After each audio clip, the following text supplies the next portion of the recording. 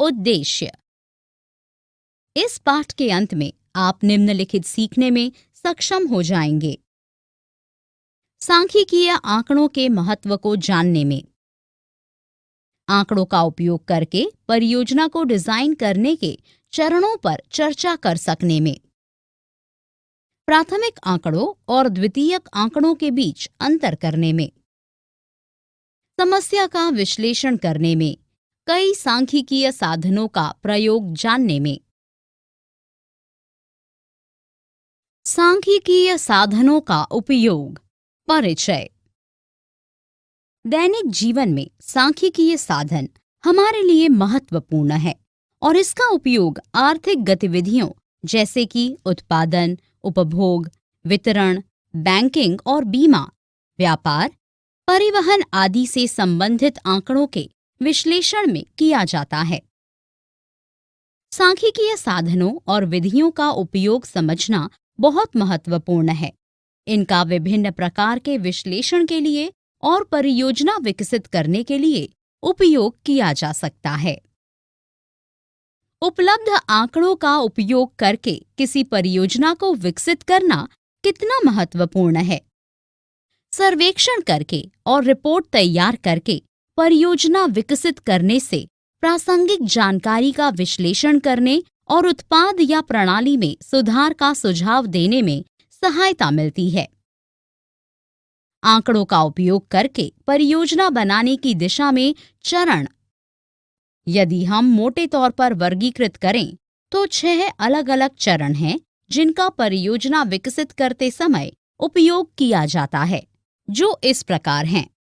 समस्या या अध्ययन क्षेत्र की पहचान, लक्ष्य समूह का चुनाव, आंकड़ों का संग्रहण, संग्रहित आंकड़ों का संगठन और प्रस्तुतिकरण, विश्लेषण तथा व्याख्या, रिपोर्ट पूरा करना और सुसंगत अनुमान प्रदान करना।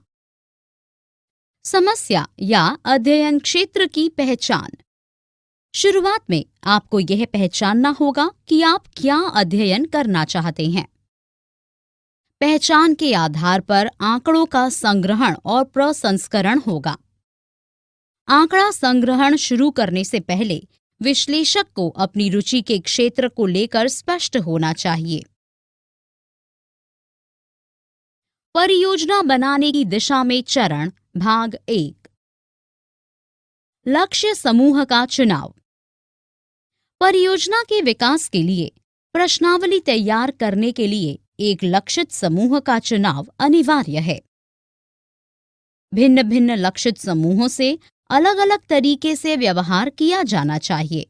उदाहरण के लिए, यदि परियोजना कारों से संबंधित है तो स्पष्ट विकल्प मध्यम और उच्च आय वर्ग के लोगों को लक्षित करना है। इसी तरह सौंदर्य उत्पादों के लिए महिलाएं लक्षित समूह होंगी। इसलिए हम कह सकते हैं कि लक्षित समूह का चुनाव सही प्रकार के श्रोताओं की पहचान करने में सहायता करता है, जिनसे आंकड़ों को एकत्र करना होता है। ध्यान केंद्रित करने से ठोस परियोजना रिपोर्ट तैयार करने में सहायता मिलती है। आंकड़ों का संग्रहण। सर्वेक्षण के उद्देश्य को समझना महत्वपूर्ण है, क्योंकि यह सही आंकड़ा संग्रह विधियां निर्धारित करने में सहायता करता है। सर्वेक्षण के लिए आंकड़ों को प्राथमिक या द्वितीयक विधियों या दोनों विधियों के संयोजन का उपयोग करके एकत्र किया जा सकता है। नए आंकड़ों को प्राथमिक विधियों के माध्यम से एकत्र किया जाता है, जबकि द्वितीयक विधियों के माध्यम से बाहरी स्रोत का उपयोग करके आंकड़ों को एकत्र किया जाता है। प्राथमिक विधि में प्रश्नावली, व्यक्तिगत साक्षात्कार, डाक सर्वेक्षण, टेलीफोन, ईमेल आदि का उपयोग शामिल है। डाक प्रश्नावली के लिए लक्षित श्रोताओं को पूछताछ के उद्देश्य के बारे में सूचित करने वाला कवर लेटर आवश्यक है। कभी-कभी समय, कार्यबल और धन की कमी के कारण प्राथमिक स्रोतों का उपयोग करके डेटा एकत्र करना संभव नहीं होता है और वांछित जानकारी पहले से ही उपलब्ध होती है। ऐसी बाधाओं से बचने के लिए द्वितीयक विधियों का उपयोग किया जाता है, जिससे सर्वेक्षण करने के लिए पहले से एकत्रित जानकारी का उपयोग किया जाता है। परियोजना तैयार करने की दिशा में चरण। आंकड़ों का संगठन और प्रस्तुतिकरण। एक बार डेटा एकत्र हो जाने के बाद परियोजना रिपोर्ट तैयार करने के उद्देश्य से प्रासंगिक जानकारी प्राप्त करने के लिए उसे प्रसंस्करित करना होता है। उदाहरण के लिए, एकत्रित आंकड़ों को संगठित और प्रस्तुत करने की विभिन्न विधियां हैं: सारणीबद्ध प्रस्तुतिकरण, पाठ्य विषयक प्रस्तुतिकरण और आरेखीय चित्रों का उपयोग करके। आंकड़ों को संगठित और प्रस्तुत करना किसी भी सांख्यिकीय विश्लेषण के सबसे महत्वपूर्ण पहलुओं में से एक है। संग्रह के दौरान बहुत सारे अपरिष्कृत आंकड़े एकत्रित किए जाते हैं। इन आंकड़ों डेटा का न्यूनीकरण, संगठित और फिर विश्लेषणात्मक रूप से प्रस्तुत करने की आवश्यकता होती है।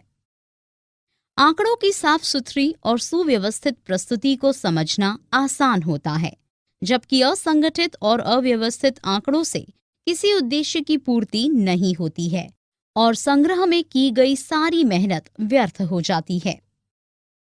विश्लेषण तथा व्याख्या। उपयुक्त जानकारी पता लगाने के लिए संपूर्ण सर्वेक्षण को उसके सर्वेक्षण समूह में तोड़ने की प्रक्रिया को आंकड़ों का विश्लेषण कहा जाता है। गुणात्मक या मात्रात्मक तकनीकों का उपयोग करके आंकड़ों का विश्लेषण किया जा सकता है। आंकड़ों को पूर्व निर्धारित लक्ष्य के साथ दर्ज किया जाता है। निर्णय लेने के लिए आंकड़ों का विश्लेषण महत्वपूर्ण होता है और सर्वेक्षणकर्ताओं को अपना कार्य व्यापार प्रभावी ढंग से संचालित करने के लिए सटीक जानकारी प्रदान करने में सहायता करता है। दर्ज किए गए लेकिन विश्लेषित नहीं किए गए आंकड़े समय और मेहनत की बर्बादी है। आंकड़ों की व्याख्या करना एकत्रित, संगठित और विश्लेषित किए गए सांख्यिकीय आंकड़ों की समझ पैदा करने की प्रक्रिया है।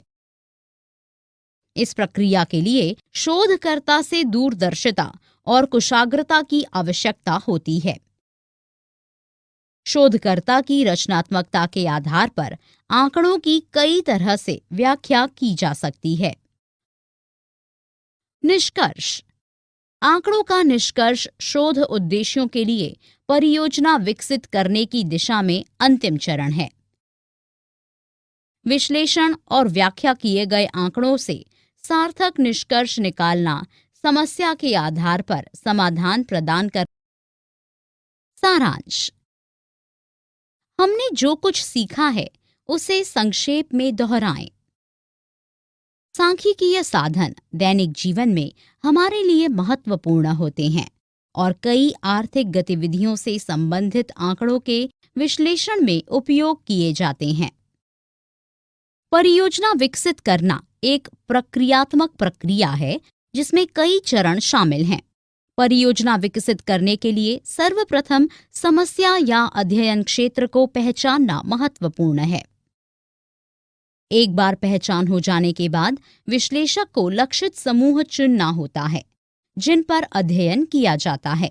उदाहरण के लिए, साबुन जैसे उपभोक्ता उत्पादों से संबंधित परियोजना अध्ययनों के लिए आप सभी ग्रामीण और शहरी उपभोक्ताओं को लक्षित करेंगे।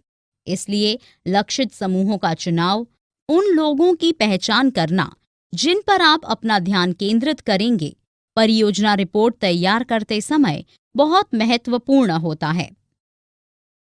लक्षित समूह तय हो जाने के बाद अगले चरण में प्राथमिक या द्वितीयक या यथा उपयुक्त दोनों विधियों का उपयोग करके आंकड़ों का संग्रहण शामिल होता है।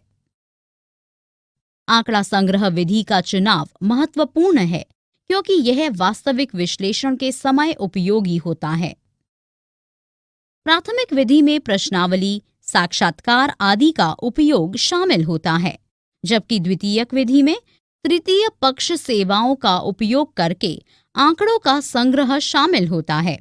भिन्न भिन्न परियोजनाओं के लिए अलग अलग संग्रहण विधियों की आवश्यकता होती है और विश्लेषक द्वारा अपनी परियोजना के लिए किसी भी एक या दोनों आंकड़ा संग्रह तकनीकों के संयोजन का विकल्प चुना जा सकता है। चौथे चरण में एकत्रित आंकड़ों को संगठित करना और इस प्रकार प्रस्तुत करना शामिल होता है कि जिसे समझना आसान हो। एकत्रित जानकारी का प्रसंस्करण इसी चरण में होता है। आंकड़ों का उपयोग करके परियोजना विकसित करने की दिशा में अंतिम चरण इसका प्रकार विश्लेषण और व्याख्या करना है कि यह तर्कसंगत हो। सांख्यिकीय आंकड़ों का उपयोग करके परियोजना विकास निष्कर्ष के साथ समाप्त हो जाता है, जिसमें विस्तृत विश्लेषण और व्याख्या के बाद सार्थक निष्कर्ष निकाला जाता है।